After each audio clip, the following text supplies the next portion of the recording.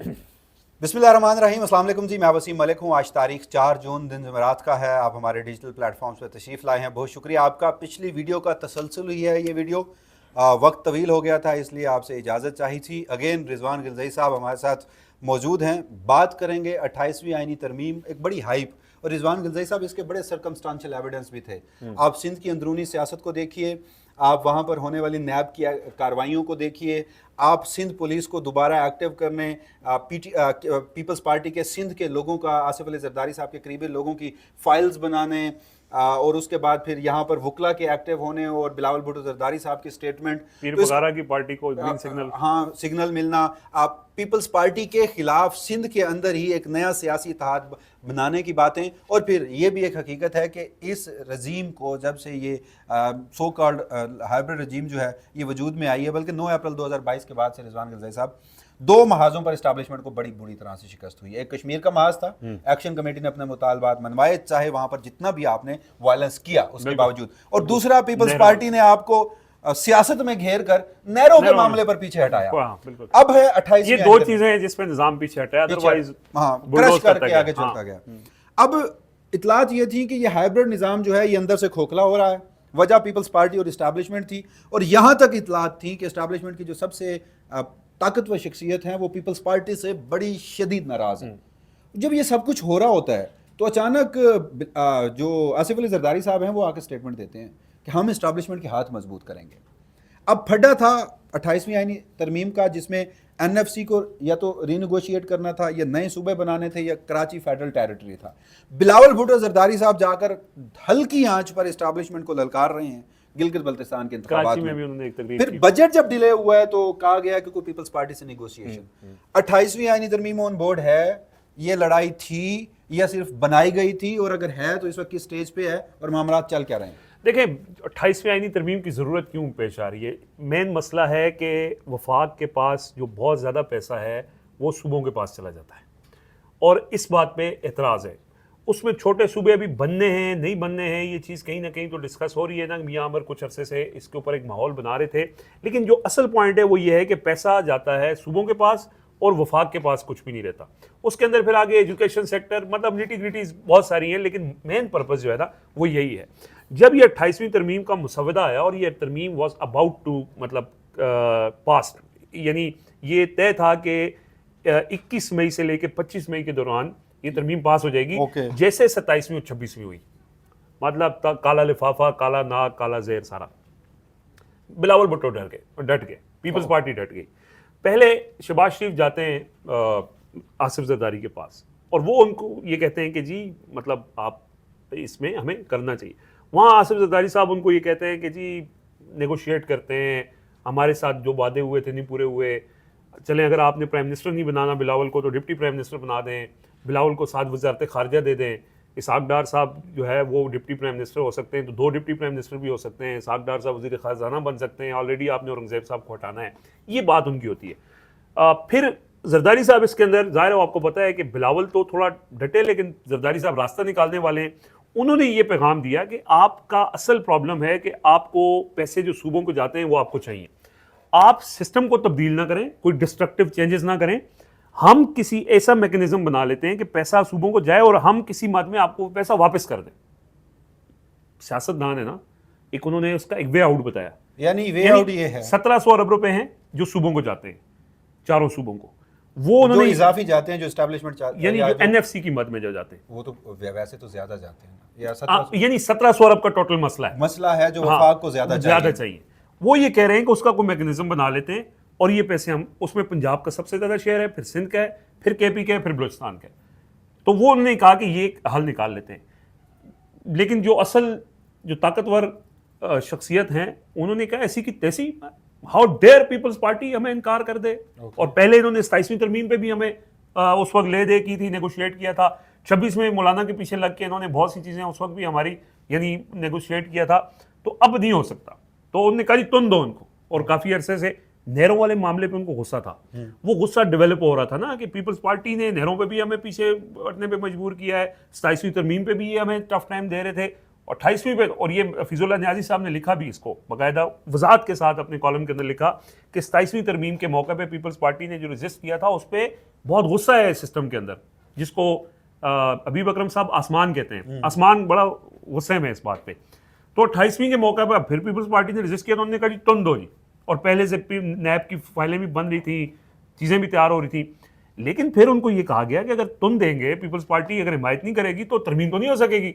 यानी आप 70-80 बंदा कैसे तरमीम के लिए मैनेज करेंगे? ब्रूट मेजॉरिटी बिलावल साहब कहते हैं, लेकिन उनको ये बताया गया कि ये थोड़ा सा मुश्किल हो जाएंगी चीज़ें, हम कर नहीं सकेंगे, और फिर बजट से पहले ये करना ज़रूरी है। ये सनाउल्लाह साहब ने इधर ही बैठ के मेरे प्रोग्राम में ये बात की। उन्होंने कहा कि ये जो नया बजट आना है ये एक नई स्कीम के तहत आना है और उससे पहले ये करना ज़रूरी है।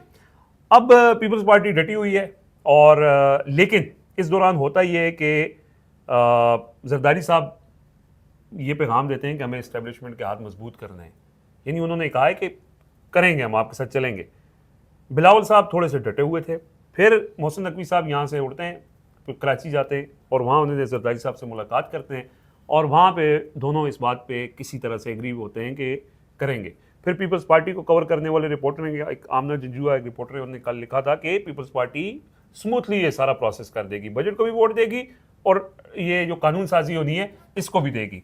और यही वजह थी कि 5 जून को पेश होने वाला बजट चला गया 10 जून पे, उससे पहले सारी मीटिंग्स वगैरह भी बड़ी माजरत के साथ ये क्या डटना हुआ कि आप 18वीं आईनी तरमीम पे आज तक क्रेडिट लेते हैं कि हमने एक मालियाती जो फार्मूला है वो ऐसा तकसीम किया कि सूबों को उनकी मर्जी का या जितना वो डिज़र्व करते हैं आबादी के हिसाब से, हाल दो कि 28वीं आईनी तरमीम में भी सूबों को तो आप दे देते हैं, लेकिन सूबे नीचे डिज़ोल्व करते हैं या नहीं करते, उस पर जो एक्चुअली कानून साजी होनी चाहिए थी, कोई आईनी तरमीम होनी चाहिए थी, वो नहीं हुई। तो अब आप अलल ऐलान 28वीं आईनी तरमीम में 18वीं को अंडू ना करें, क्योंकि वो मेरे पॉलिटिकल गेन के लिए है। अंदर खाते जो मेरे लोगों का, जिसके लिए मैं बड़ा लड़ता हूं, वो पैसे मैं आपको चुपके से दे दूंगा, बस आपने उसका जिक्र नहीं करना। बेसिकली वो इसको भी अपनी कामयाबी कहते हैं। कल आपने स्टेटमेंट सुनी ना डॉक्टर तारिक फजल चौधरी की, उन्होंने कहा कि जी आइन तब्दील होना आइन मुअत्तल होने से बेहतर है। पैटर्न रिजवान गिरज़ाई साहब, आप आज, क्योंकि फिर अगेन अदालतों की बात आ जाएगी, आप आज जस्टिस बंदयाल से मिलें और उन्हें कहें कि हुजूर क्या किया था आपने, तो उनके पास बहुत कुछ होगा बताने को। आप तो काजी फायज ईसा से भी ज्यादा डिजास्टर साबित हुए थे। वो कहेंगे हेलो, मैंने मार्शल में आए ना मेरी वजह से मैं ना करता मार्शल्लाह। काजी फायज ईसा तो बकायदा जजों को डराता रहा कि मार्शल्लाह ये 111 ब्रिगेड जो है वो जीपों में बैठ चुकी, ये नहीं करूंगा तो ये अभी तुम सारे नजर बंद, तो फिर कर लेना इफ्तिखार चौधरी की तरह सारा। और फिर याहिया अफरीदी साहब भी आज समझते हैं कि आयन और जमहूरियत मेरी वजह से, तो पीपल्स पार्टी भी ये समझती है। तो यार वो कौन सा ऐसा आयन है कि जो अगर मार्शल्लाह के जरिए उसको मुअत्तल किया जाना है तो वो ना करें, पार्लियामेंट के जरिए उसकी पार्लियामेंट ना करे, एस्टैब्लिशमेंट के, आप खुद पार्लियामेंट के जरिए जो अपने जरिए आप यूं कर लें कि उसी आयन को जिंदा दरगोर कर दें, वो हमें कबूल है, बजाय इसके एस्टैब्लिशमेंट। ऐसा ही है बिल्कुल। और वो देखें इस टाइम पे उन्होंने जैसे नहरों के मामले पे खड़े हुए और थोड़ा सा नेगोशिएट किया, पीछे हटा दिया।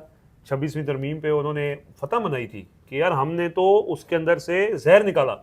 27वीं तरमीम पे भी यही हुआ, अब 28वीं पे भी वो सेलिब्रेट करेंगे, आप देखना ये बात। आप थोड़ा सा सब्र कर लीजिए, ये ना एक पैकेज है इस मौजूदा सिस्टम का, और इनकी नजरें 2035 तक हैं। ये 29वीं आनी है, वो मौजूदा वो मोहसिन नकवी साहब भी बता चुके हैं। तो जो चीजें 26वीं में नहीं हुई थी वो 27वीं में हुई, 27वीं में जो नहीं हुई वो 28वीं में है। हजूर इस मुल्क में शायद ये पार्लिमानी निज़ाम भी बरकरार ना रखने दें आपको, ये यहाँ पर सदर जरदारी की कुर्सी भी ना बचे, ये सूबों वाले मामलात भी आए। तो अब जो आईनी तरमीम होनी है ना, इमरान खान ने सिर्फ 26वीं आईनी तरमीम को फेस करना था, 27वीं भी उनके खिलाफ राय रास्त नहीं थी। तो आज नहीं तो कल, आज पीपल्स पार्टी रोई है, कुछ मनवा लेगी, तो ये कब तक चलेगा? ये 28वीं क्या, 29वीं क्या, 30वीं क्या, जब तक जो ख्वाहिशात है ना वो शायद इतनी ऊपर हैं कि वो पीपल्स पार्टी और PMLN भी नहीं कर पाएंगे। तो आखिर में एक नूरा कुश्ती है, बिलावल भुट्टो जरदारी साहब तो वैसे बड़ा वहाँ पर स्मार्टली खेल रहे हैं।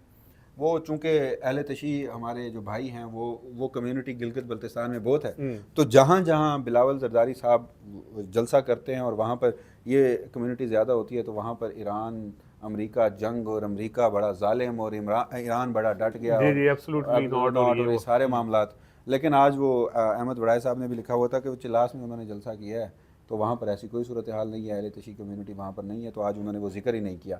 और हल्की आंच पे नवाज शरीफ साहब पे भी तनकीद कर रहे हैं।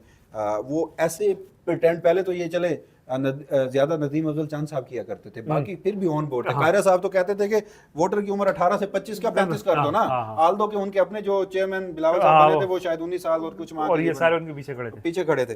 तो बिलावल भुट्टो जरदारी साहब भी आप कहने लग गए हैं बजट, महंगाई, ये और वो, तो वापस आके इसी बजट में ही वोट देना है पीपल्स पार्टी देना है पूरे। देखें बात ये ना, इन्होंने ये जो दोनों जमातें हैं ना, इन्होंने अवाम इनके साथ नहीं है, इनको पता है, इनकी मजबूरी है सिस्टम के साथ चलना। ये हो ही नहीं सकता कि ये किसी तरह से डट जाए।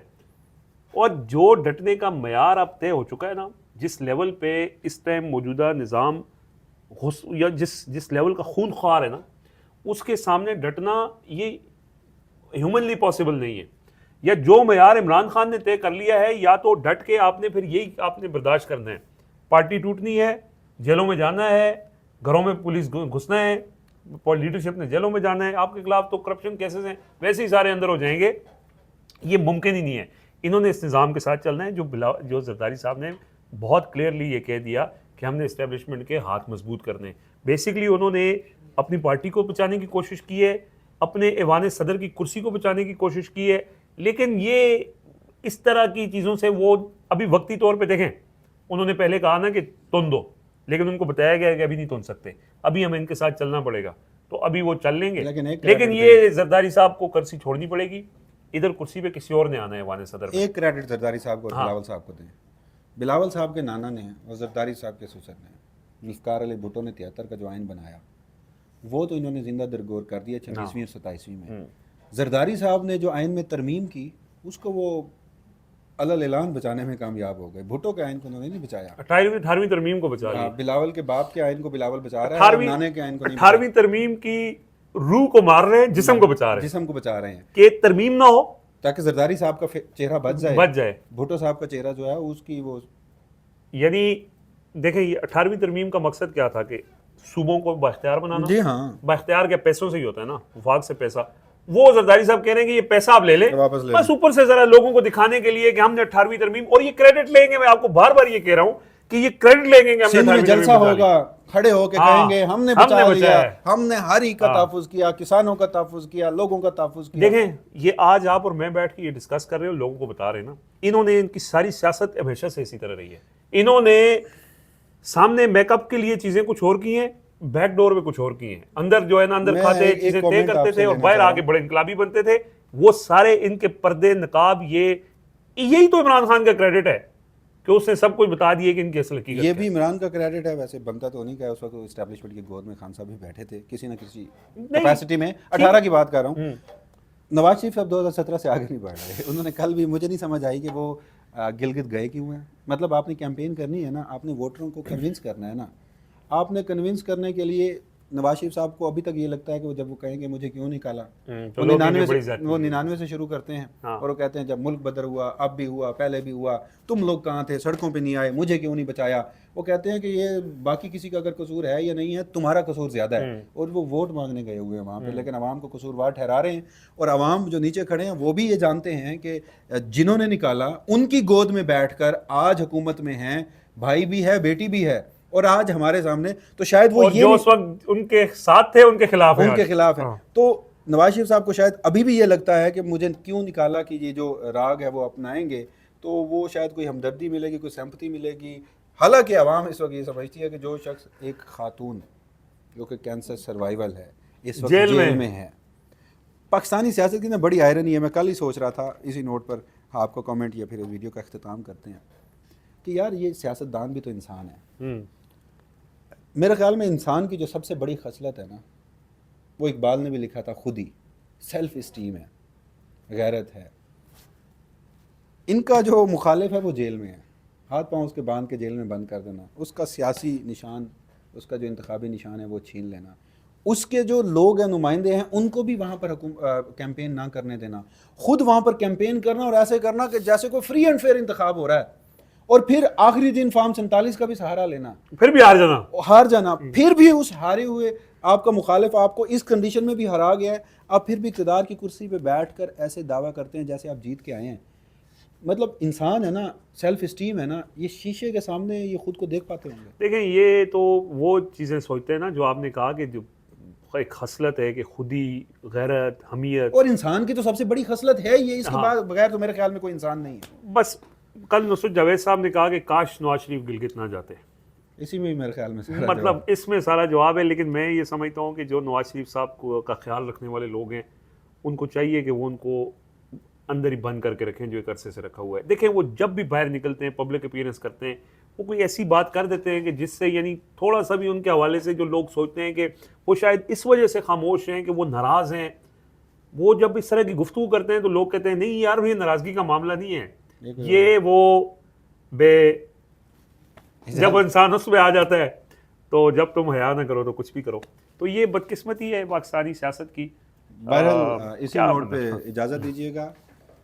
कल आज का दिन मज़ीद नई डेवलपमेंट अगली वीडियो के साथ में आपकी खिदमत में हाजिर हूँ।